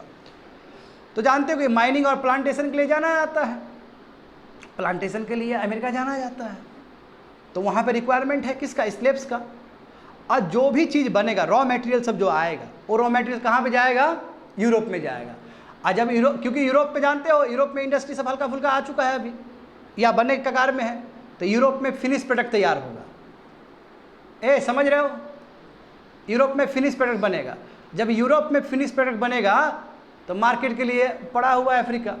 इसी को बोलते हैं ट्रायंगुलर ट्रेड। फायदा किसको हो रहा है? यूरोप को, पूरा यूरोप को फायदा हो रहा है। क्यों? इसलिए भेज दिया अमेरिका में प्लांटेशन में काम किया, जो भी चीज़ आया रॉ मटेरियल वो यूरोप में आएगा, यूरोप में बनेगा, फिर जाएगा तुम्हारा फिनिश प्रोडक्ट जाएगा मार्केट के लिए। कहाँ पे? अफ्रीका में। कहोगे सर इंडिया, क्योंकि इंडिया अभी गुलाम नहीं बना है। जब इंडिया गुलाम बन जाएगा तो और चांदी कटाई होगा ये लोग का। इंडिया तो इससे भी बड़ा है, अफ्रीका से भी अच्छा ट्रेड रूट, रॉ मटेरियल, सब चीज़। तो ये ट्रायंगुलर ट्रेड में जो बढ़ोतरी आया है वो भारत में लाया है। और इसके लिए जो सिलसिला जो शुरू हुआ है वास्को ड गामा से, या मैं कह सकता हूँ डायास से भी कह सकता हूँ, या मैं कह सकता हूँ पेड्रो कैब्रल से भी। इनिशियल सेलर्स लोग हैं, वॉयजर्स लोग हैं ये सब। देखो ना क्या लिखा गया, देखो अमेरिका में भेजा जा रहा है, स्लेव को भेजा जा रहा है, वहाँ पे माइनिंग एक्टिविटी चल रहे हैं। माइनिंग देखते हो ना, और माइनिंग कितना काम आएगा, इंफ्रास्ट्रक्चर के लिए जाएगा सब उधर यूरोप में। प्लांटेशन देखो, शुगर, टबैको, कॉटन जा रहा है यूरोप में बन रहा है, फिनिश प्रोडक्ट फिर इधर गिर रहा है तुम्हारे नीचे अफ्रीका में। देखो वही टेक्सटाइल, ड्रम्स, मैन्युफैक्चर गुड्स सब अफ्रीका में भेजा जा रहा है। तो इसी को कहते हैं ट्रायंगुलर ट्रेड। अब जब इस तरह का डिस्कवरी होना शुरू हो जाए तो ये ट्रेड तो और बढ़ोतरी हो जाएगा ना, और लोग, यूरोप के लोग सब और दौड़ते हुए चले जाएंगे अमेरिका में। और अमेरिका जानते हो लैंड बहुत ब्यूटीफुल लैंड है वो, टॉपिक ऑफ कैंसर से ऊपर है वो, क्लाइमेटिक कंडीशन भी बहुत बेहतरीन है। आज देखते हो यूनाइटेड स्टेट्स में सब गोरे लोग ही हैं, सब यूरोप से आया है लोग सब। ऑस्ट्रेलिया में गोरे लोग देखते हो ना, न्यूजीलैंड में गोरे लोग देखते हो ना, कहाँ से आया? सब इंग्लैंड से, जर्मनी से, ये फ्रांस से उठ के गया है सब। तो आगे देखो, तो सबसे बड़ा सवाल है कि वाई यूरोपियंस, आखिर यूरोपियंस को अल्टरनेटिव रूट ढूंढने का इतना बेचैनी क्यों था उसको? एक तो देखो कंडीशंस, उसको ट्रेड करना था, ये हम लोग जान लिए ना कि ट्रेड करना था, क्योंकि ऑटोमन एम्पायर ने पूरा ब्लॉक कर दिया था ऊपर, तो इंडिया के साथ तो उसको ट्रेड करना है, ये तो नेचुरल रीजन हो गया। अब देखो केवल ऐसा बोलना गलत बात होगा ना कि उसके लिए संसाधन भी तो चाहिए ना, उतना कुछ आपको व्यापार करना है, ट्रेड रूट करना है, तो आपको संसाधन चाहिए। तो यहाँ पे देखो स्पिरिट ऑफ रिनांसांस, याद करो स्टूडेंट, 14th सेंचुरी और 15th सेंचुरी एक नया हिस्ट्री है यूरोप के लिए। रिनांसांस स्टार्ट हुआ, रीबर्थ हुआ, यूरोप का फिर से रीबर्थ हो रहा है। यूरोप जो गर्त में चला गया रोमन एम्पायर के बाद, रोमन एम्पायर गिरने के बाद फिर से उदय हो रहा है यूरोप, और इस बार जो यूरोप उदय होगा वो बहुत क्लासिक उदय होगा, उसमें इटली बहुत हेल्प करेगा। फिर आएगा एज ऑफ एनलाइटमेंट, जहाँ पे यूरोप कभी भी पीछे नहीं देखेगा, यूरोप सबसे आगे निकल जाएगा, और अभी तक यूरोप आगे है। तो इसमें पीरियड ऑफ रिनांसांस का बहुत इंपॉर्टेंट रोल है। रिनांसांस का मतलब क्या है? रीबर्थ होना, यूरोप फिर से जन्म रहा है। यूरोप में साइंस एंड टेक्नोलॉजी शुरू हो जाएगा, यूरोप में ये फालतू का ये जो क्रिश्चियनिटी जो पॉप उप का बात नहीं माना जाएगा। दिमाग खुल रहा है, दिमाग खुल रहा है तो टेक्नोलॉजी बनेगा, दिमाग खुल रहा है तो जहाज बनेगा, दिमाग खुल रहा है तो नेविगेशन का तैयारी होगा। तो माइंड अब बहुत अलग हो गया ना इन लोग का। जब माइंड अलग हो जाए तो क्यूरियस होगा, क्यूरियसिटी में ये सब चीज़ करवाएगा ही करवाएगा। देखो वही चीज़ बोला गया, रिनांसांस, रीबर्थ हो रहा है, रीअवेकनिंग हो रहा है। ये हिस्ट्री में, यूरोप के हिस्ट्री में एक ऐसा पीरियड है कि नया थॉट प्रोसेस है, रैशनल थिंकिंग, वो क्रिश्चियनिटी वाला थिंकिंग नहीं, ऑर्थोडॉक्स थिंकिंग नहीं, लॉजिकल थिंकिंग है अभी, है ना। न्यू आइडियाज़ आ रहे हैं, नए प्लेस डिस्कवर किया जाए, इस तरह का विचारधारा से लोग वो है, इन्फ्लुएंस है अभी। बात समझे? गजब बात है कि देखो जो रिनांसांस जो पीरियड है, जो रिनांसांस का जो जुनून है, वो एज ऑफ एक्सप्लोरेशन के साथ मैच कर गया, यानी कि दिमाग भी खुल गया और जगह भी चाहिए उसको। तो जो दिमाग खुला है वो एक्सप्लोरेशन से मैच कर जाएगा ना। क्यों? क्योंकि दिमाग खुलने का मतलब टेक्नोलॉजी भी आ गया है इन लोगों के पास, टेक्नोलॉजी विकसित हो रहे हैं। बात समझे? इससे मोटिवेटेड हो गए बहुत सारे सेलर्स सब। और उधर से जानते हो कि पोप निकोलस V का ही मैंने बता ही दिया, हेनरी द नेविगेटर के बारे में बता ही दिया, फंड देने के लिए भी तैयार है सभी लोग।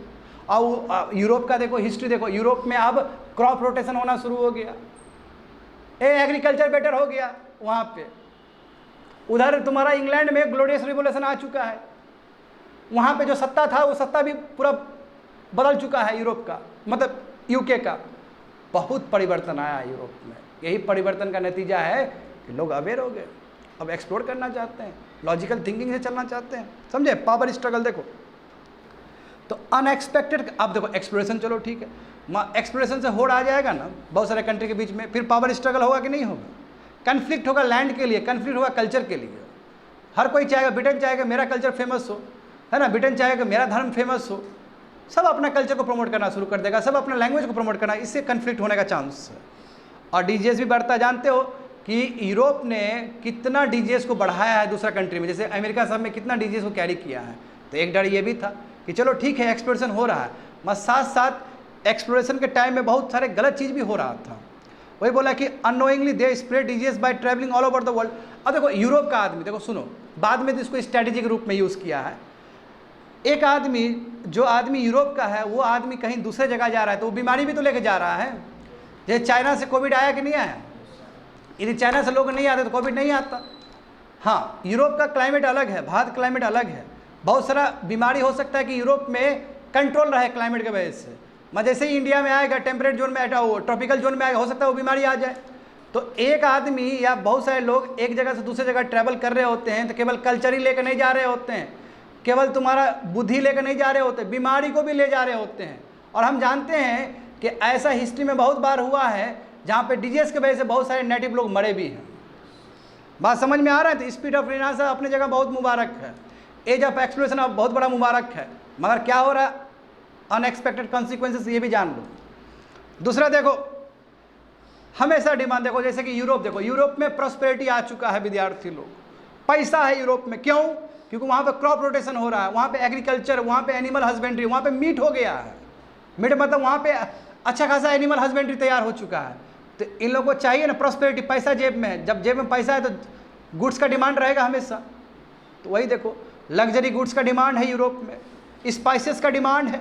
तो जो इकोनॉमिक और साइंटिफिक ग्रोथ हुआ है उसकी वजह से बहुत सारा क्रॉप्स हुआ, क्रॉप रोटेशन हुआ, मल्टी क्रॉपिंग सिस्टम आया, एग्रीकल्चर बेटर किया ये लोग, मीट वही एनिमल हस्बेंड्री बढ़ा, मीट का बढ़ा।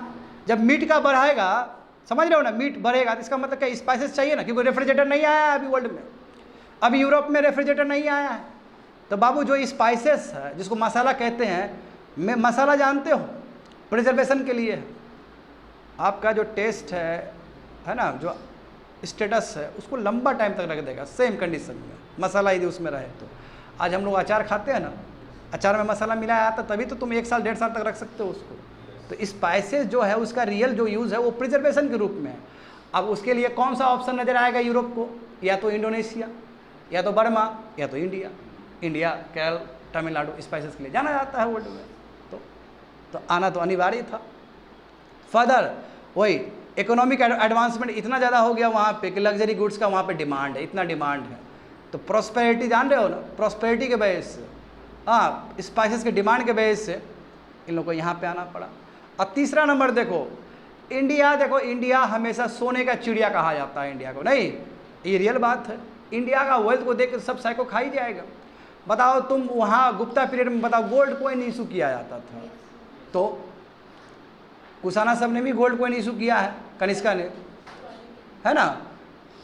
हाँ, क्वालिटी यदि गोल्ड कॉइन में घटता है तो इसका मतलब क्या कि स्टेटस ठीक नहीं है, थोड़ा कमज़ोर हो रहा है। हम जानते हैं कि भारत सोना का चिड़िया कहा गया है भारत को। भारत में गोल्ड कॉइन यूँ चलता था, बाबू तुम्हारे जेब में गोल्ड कॉइन, मेरे जेब में गोल्ड कॉइन, बताओ अब ये कंट्री कैसा होगा, सोचने वाली बात है। अब गोल्ड ऐसा है कि गोल्ड शुरू से ही गोल्ड का वैल्यू रहा है। गोल्ड 1000 साल पहले भी इंपॉर्टेंस था, अभी भी है और आगे भी रहेगा, है ना, पहले से ही। तो यस, ये फैबुलस जो वेल्थ है इंडिया का वो अट्रैक्ट करेगा ही करेगा ना, कैसा क्या चीज़ है वहाँ पे। यूरोपियंस लोग क्यों, क्योंकि शुरू से ही ट्रेड, इंडिया का ट्रेड जाना जाता है, इंडिया का वेल्थ शुरू से ही जाना जा रहा है, अट्रैक्शन। अब दूसरा देखो, चौथा नंबर देखो स्टूडेंट, शिप बिल्डिंग में एडवांसमेंट। तो देख रहे हो ना, क्योंकि वहाँ पे रिनांसास आया, रिनांसास आया, एज ऑफ इनलाइटमेंट आया, तो जाहिर सी बात है science and technology, logical thinking, scientific temperament वो बढ़ जाएगा ना। तो एडवेंचर सी वेजेस, यानी कि अब आदमी लोग घूमना चाहेगा, दुनिया को देखना चाहेगा। हम लोग देख रहे थे ना कैसे लोग अंटार्कटिका में जा रहा है घूमने के लिए। जब जेब में पैसा आ जाएगा तो घूमने का मन करता है, जब समृद्धि आ जाए तो बहुत घूमने का मन करेगा, है ना। एडवेंचर वाला जानते हो ना, ये शुरू से ह्यूमन क्यूरियोसिटी रहा है हमेशा। एडवेंचर सी वजह हो रहा है, समुद्री यात्रा हो रहा है, वो भी एकदम वो उसके लिए क्यूरियोसिटी के लिए। तो लॉन्गर टाइम तक लिए रहना है ये लोग को। अब भास्कर डगा में एक दिन में थोड़ी पहुंच गया था, उसको भी तो लगा था बहुत सारा मंथ, समझे। नए शिप बनना शुरू हो गया। अब बताओ, पहले जो शिप होता था वो नेचुरल विंड फोर्स के हिसाब से चलता था, अब तो मैनूवर वाला हो गया, कंट्रोल करने वाला हो गया। तो कंट्रोल करने वाला हो गया, यदि विंड यदि अपोजिट डायरेक्शन से भी आ रहा है तो कोई दिक्कत नहीं है, क्यों, क्योंकि आपके पास कंट्रोल करने वाला वो है डिवाइसेस है। तो देखो शिप नए बनना शुरू हो गया, आराम से विंड में भी वो रफ्तार चल सकता है, विंड अपोजिशन में आए कोई दिक्कत नहीं है। सेलिंग करना यानी कि गाड़ी चलाना, शिप चलाना ज़्यादा आसान हो गया, क्योंकि मॉडर्न टेक्नोलॉजी है। अभी देखो वहाँ पे किस तरह का उस समय का शिप था, समझे। तो टेक्नोलॉजिकल एडवांसमेंट के वजह से नेविगेशन आसान हुआ। क्यों, मर्केंटाइल प्रोजेक्शन है। मर्केंटाइल प्रोजेक्शन मतलब क्या होता है, नेविगेशन मैप, बात समझे। नेविगेशन मैप होता है ना, जब हमारे नेवी लोग जाते हैं तो मैप रहता है ना हाथ में कि कहाँ क्या क्या है, स्ट्रेट सभी चीज़। और मेरिनर कंपास बताता है डायरेक्शन, नहीं तो समुद्र में तुमको छोड़ दिया जाए, तुम क्या पता कि नॉर्थ कौन सा, ईस्ट कौन सा, वेस्ट कौन सा है। ये सब आ चुका है thanks to the period of renaissance in Europe. दिमाग खुला, शिप बड़ा, लोगों का एडवेंचरिज्म। और दूसरी बात है कि बाबू लैंड से जाओगे तो बहुत एक्सपेंसिव और लॉन्ग रूट रहेगा लैंड से, हम जानते हैं इस चीज़ को। और लैंड जाओगे तो बीच बीच में तुमको टैक्स देना पड़ेगा, बात समझे ना, टैक्स देना पड़ेगा बीच में। प्लाजा सब आएगा कि नहीं आएगा, तो गुड्स बहुत टैक्स होगा लैंड रूट में। और यूरोप पहुँचते पहुँचते वो महंगा हो जाएगा। और यदि सी रूट से जाओगे तो ऐसा टैक्स तो लगेगा ही नहीं, तो सी रूट तुम्हारा बेटर फैसिलिटी है, समझ पा रहे हो ना। तो इसलिए ओवरलैंड रूट को अवॉइड करने के लिए, और मतलब उसको छोड़ने के लिए, उसको स्किप करने के लिए सबसे बेस्ट जो रूट होगा कौन सा होगा, ओवर सी रूट, यानी कि सी रूट, सी ट्रेड रूट। और इसलिए ये सब किया गया, इसलिए देखो इतना कुछ हुआ है। आगे देखो, अब जैसे कि मैंने कहा है इनको प्रिंस हेनरी ऑफ पोर्टुगल, इनको क्या कहा था। अब बताओ ये आदमी जो तुमको दिख रहा है, इनको आदेश कहाँ से मिला, निकोलस पोप 5 से, है ना, बुल, बुल साइन हो मतलब बुल का मतलब होता है तुम्हारा एक ऑर्डर, डिग्री, लॉ। तो पोप निकोलस 5 ने एक लॉ दे दिया इनको। अब इन्होंने क्या किया, बेचारा मगर देखो बहुत ही अनफॉर्चुनेट रहे हैं, अपने जीवन काल में ये नहीं देख पाए वास्को ड गामा का वो जर्नी, उससे पहले ही मर गए थे ये। मैं इनका एफर्ट को याद रखता है सभी लोग, ठीक है। तो ये देखो एग्जाम्पल देखो, प्रिंस हेनरी ऑफ पोर्टुगल, इतना खतरनाक आदमी, इतना ये चाहता था कि एक्सप्लोरेशन हो। स्पेन पोर्टुगल को खूब पैसा दिया है, जो है ना, जो जाना जाता है यात्रा में, उसको खूब पैसा दिया, स्पॉन्सर खूब किया है, समझे ना। तो इतना तगड़ा इसने काम किया, इसलिए इसको क्या कहा जाता है, नेविगेटर, हेनरी द नेविगेटर कहा जा रहा है इनको। तो इन्होंने काम किया। और दूसरी बात देखो, रिलीजन भी ऑब्जेक्टिव है। देखो यूरोप एज अ ब्लॉक तो क्रिश्चियनिटी, क्रिश्चियन फॉलो होता है ना यूरोप में। अब इसके लिए सबसे बड़ा जो कह सकते हो कि एडवर्जरी जो है, दुश्मन है, वो अरब ट्रेडर्स है। अरब का अपना ही धर्म, मुसलमान का, मुस्लिम का, तो दोनों के बीच में फ्रिक्शन है। और ये चाहता है कि हम रिलीजन को ही फैलाएं। तो ये भी, अब रिलीजन को फैलाना है तो दूसरा लैंड जाना पड़ेगा आपको। तो ये भी एक रीजन है कि दूसरा सी रूट ढूंढना पड़ा। देखो जो मुस्लिम है, अरब और टर्क सब, ये क्या है तुम्हारा, ये एनिमी है, दुश्मन है क्रिश्चियनिटी का। तो एक नया थ्रेड बन रहा था यूरोप के लिए, क्योंकि ये लोग ऑटोमन जो टर्क्स थे, नेवल पावर, मिलिट्री पावर बहुत ग्रो कर रहे थे, बोले थे ना बहुत पावरफुल बन गया था, हिलने नहीं दे रहा था वहाँ से। पूरा मेडिटेरियन सी पे कंट्रोल, पूरा रेड सी पे कंट्रोल, और पूरा मुसलमान का देखते हो ना, मुसलमान कितना तेजी से बढ़ा है वर्ल्ड में, ये जान रहे हो ना तुम लोग। बताओ जो 7th सेंचुरी का जो प्रोडक्ट हो, जो रिलीजन, और आज दुनिया में सेकंड लार्जेस्ट रिलीजन है, इसका मतलब समझ जाओ ना, समझ जाओ ना इसका मतलब। 7th सेंचुरी में जो रिलीजन बना और आज दुनिया का सेकंड सबसे बड़ा धर्म है वो, इसका मतलब किस लेवल पे हुआ होगा कन्वर्जन्स, या किस लेवल पे रिलीजन स्प्रेड हुआ होगा। तो डर था क्रिश्चियनिटी लोग को, और इसको वो करना चाहते थे, काउंटर करना चाहते हैं, समझे ना। कि इन लोगों को लगता था कि जब हम एक्सप्लोरेशन करेंगे अफ्रीका का, तो हम इस पोजीशन में होंगे कि हम मुस्लिम को अटैक कर सके दोनों साइड से, अरबियन सी से भी, इधर से भी, समझे, और साथ है तुम्हारा इधर से भी, मेडिटेरियन सी से भी। तो इसका भी अपना सोच था, और यही हुआ भी। तो डायरेक्ट सी लिंक देखो इंडिया से, यदि इंडिया से मिल जाएगा, जो कि वास्को ड गामा ने कर दिखाया है, तो इससे जो मोनोपोली था किसका, अरब ट्रेडर्स का, ऑटोमन एम्पायर का, अरब ट्रेडर्स ही थे ना, मर्चेंट सब, तो उसका मोनोपोली तोड़ सके ये लोग, स्पेशली स्पाइसेस, गुड सब में। तो इसलिए भी सी रूट ढूंढना पड़ा। रिलीजन भी एक ऑब्जेक्टिव है उसके पीछे, समझे। तो कमर्शियल रिलीजन, कमर्शियल रीजन हो या रिलीजन ऑब्जेक्टिव हो, सब एक दूसरे को सपोर्ट कर रहे थे, और इसके पास इनफ फैक्टर था जिसकी वजह से सी रूट ढूंढा गया। तो यहाँ पे देखो, तो अभी तक क्या पढ़े तुम लोग कि अल्टरनेटिव रूट ढूंढने के पीछे बहुत सारा कारण। एक speed of renaissance, royal princes का पैट्रोनेज, वही Henry the navigator, Nicholas pope 5, wealth और demand of India, technological advancement because of the renaissance, because of the speed of enlightenment, ठीक है। एक्सपेंसिव रूट होगा लैंड का, इसलिए वो सी रूट ढूंढना चाह रहे हैं, और रिलीजन भी एक ऑब्जेक्टिव है। सही बात है ना। इसको दूसरे तरीके से ही बोल सकते हैं, इसको दूसरे तरीके से ये बोल सकते हैं कि वो 3G के लिए आया है। 3G मतलब फर्स्ट गॉड के लिए, अपना रिलीजन फैलाने के लिए, दूसरा ग्लोरी के लिए, और तीसरा क्या है, गोल्ड के लिए। तो पहले गॉड समझते हैं, क्यों, क्योंकि उसको नया दुनिया खोजना है जहाँ पे वो अपना धर्म को प्रचार कर सके। यूरोपियन क्या करे, धर्म प्रचार कर सके अपना, क्योंकि मुसलमान को वो काउंटर कर सके। दूसरा क्या, ग्लोरी, क्योंकि रिनांस से देखो, रिनांसा जो पीरियड है, स्टूडेंट लोग बढ़िया सुनो, सो मत, बढ़िया सुनो अच्छे से, बात क्या बोल रहे हैं, बहुत इंपॉर्टेंट चीज़ है, इसे बेस बनेगा सब स्टूडेंट का, बढ़िया सुनो अच्छे से। ग्लोरी, अब देखो जब रिनांसा जो पीरियड आया, तो उसमें क्या है कि तुम आदमी कहीं तक भी जा सकता है। यदि आदमी के पास टैलेंट है तो वो अपना टैलेंट को कितना भी निखार सकता है, कोई रिस्ट्रिक्शन नहीं। इसी को बोलते हैं ह्यूमैनिज्म्स, ह्यूमैनिटी नहीं, ह्यूमैनिज्म।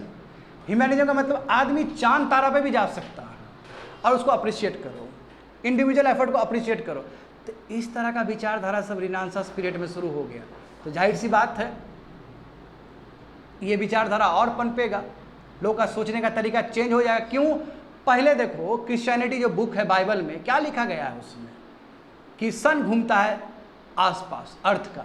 और जब ये एक साइंटिस्ट ने जब इस चीज़ को विरोध किया तो उसको फांसी दे दिया गया। मैं बाद में क्या पता चला कि बात सत्य बोले थे वो। तो अब ये सब चीज़ में नहीं फंसने वाला है यूरोपियंस लोग। अब यूरोपियंस ये सब ये फालतू का चीज़ से उठ चुका है। अब उसको चाहिए लॉजिकल थिंकिंग, उसको साइंटिफिक टेम्परामेंट चाहिए। That is a humanism. बात समझे? देखो वही है, रेनेसांस वैल्यू करता है ये पीरियड कि इंडिविजुअल अपना ग्लोरी क्रिएट कर सकता है, वो कहीं तक भी जा सकता है, अपना नाम रख सकता है। और एक्सप्लोरर जो मैं बोल रहा हूँ, जो समुद्री यात्रा कर रहा है, जो लोग इंडिया पहुँच रहा है, जो कोलंबस वहाँ पहुँच रहा है, वो लोग को पूजा जाता था, उसको हीरो माना, नेशनल हीरो माना जाता था, फूल सब चढ़ाया जाता था, एग्जाम्पल सेट किया जाता। तो जाहिर सी बात है, किसी का फूल चढ़ाया जा रहा है समाज में, तो हम लोग को भी मन करेगा ना हम भी वैसा आदमी बने, तो होड़ शुरू हो जाएगा। गोल्ड देखो, गोल्ड का मतलब होता है वेल्थ, और इंडिया हमेशा अट्रैक्शन रहा है वेल्थ का। तो यूरोपियंस का तो देखो, यूरोपियंस क्या है बाबू, यूरोपियंस का वेल्थ लिमिटेड है, समझे? और ये यदि किसी को वेल्दी बनना है तो किसी को गरीब बनना है ना? यदि मेरे पास पैसा आएगा तो किसी के पास पैसा कम हो जाएगा, जाहिर सी बात है। तो यूरोप को पैसा चाहिए, इसका मतलब दूसरी जगह पैसा मारेगा वो, वेल्थ मारेगा वो, और उसके लिए उसको लैंड चाहिए। यही नहीं किया इंडिया के साथ। जो इंडिया इतना ज़्यादा ग्लोरी था इंडिया का रिसोर्स सब बर्बाद कर दिया ना वो, वही तो बात है। यानी कि एक वेल्दी बनेगा तो दूसरा लेस वेल्दी होगा। तो इसलिए ये चाहता था कि एज मैक्सिमम एज पॉसिबल क्या करें हम, कंट्रोल करें लैंड को, ट्रेड रूट को कंट्रोल करें, कॉलोनाइजेशन करें, इंपेरियलिज्म करें। तो उसी होड़ में दौड़ गया। तो हम कह सकते हैं ये शॉर्ट में बताया गया है कि 3G एक बहुत बड़ा रीजन है जिसकी वजह से यूरोपियंस लोग दौड़े हैं दूसरे सी रूट से। अब देखो तो न्यू यूरोपियन पावर जो भारत में आया है स्टूडेंट, एडवेंट ऑफ यूरोपियन जो आया है, पहले इंडिविजुअल ट्रेडर्स के रूप में आया है ना, मर्चेंट्स के रूप में आया, डीलर के रूप में आया है। बाद में क्या है कि ये इंडिविजुअल सब कंपनी के रूप में कन्वर्ट हो गया, कंपनी में कन्वर्ट हो गया। ये जब ये आया है स्टूडेंट लेट 15th सेंचुरी में आया जी। लेट 15th सेंचुरी का मतलब क्या होता है, 1400 से लेके 1499 तक, क्योंकि 1500 से 16th सेंचुरी स्टार्ट हो जाएगा। आ रहा है समझ में क्या बोल रहे हैं? तो 1400 से लेकर 1499 तक देखो, उस समय यूरोपियन जो आए थे तो उसको बहुत डिमांड था ना ये सभी चीज़, स्पाइसेस का बहुत सारा है ना, बहुत सारा चीज़ का।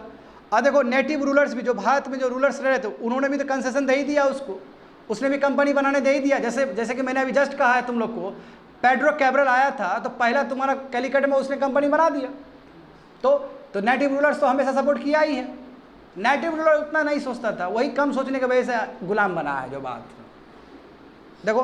तो कंसेशन दे दिया, मतलब छूट दे दिया, और ट्रेडिंग राइट्स दे दिया तुम्हारे यूरोपियंस को, ट्रेड कर रहा है आस्ते आस्ते कंपनी, देखो कितना बड़ा वो बन गया, कंट्रोल कर लिया पूरा कंट्री को। तो इससे यूरोपियंस को फायदा हुआ कि नहीं हुआ?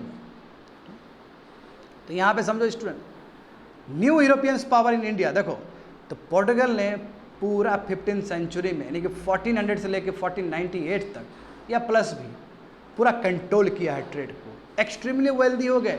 जब पोर्टुगल वेल्दी होगा, जब पोर्टुगीज इतना आगे बढ़ जाएगा लोग सब, तो बाकी जो लोग हैं बाकी जो फ्रांस है, बाकी जो डच है, उसको भी तो समझ रहे हो ना, खटकेगा ना कि मेरे बगल से मेरा पड़ोसी है, इतना रईस कैसे हो गया जी रातों रात, आएगा पीछे से दौड़ते हुए। देखो अदर यूरोपियन कंट्रीज, उसका भी देखो वो भी देखना शुरू कर दिया कि भाई हम भी अब हम क्या करेंगे, पोर्टुगीज का मोनोपोली तोड़ देंगे। बताओ यूरोपियन से ही लड़ रहा है, देखेंगे हम लोग। पोर्टुगीज के बाद डच के बाद इंग्लिश, फिर फ्रेंच, यही ना हुआ जी। लास्ट में कौन कॉन्सुलेट किया इंडिया को? ब्रिटिश।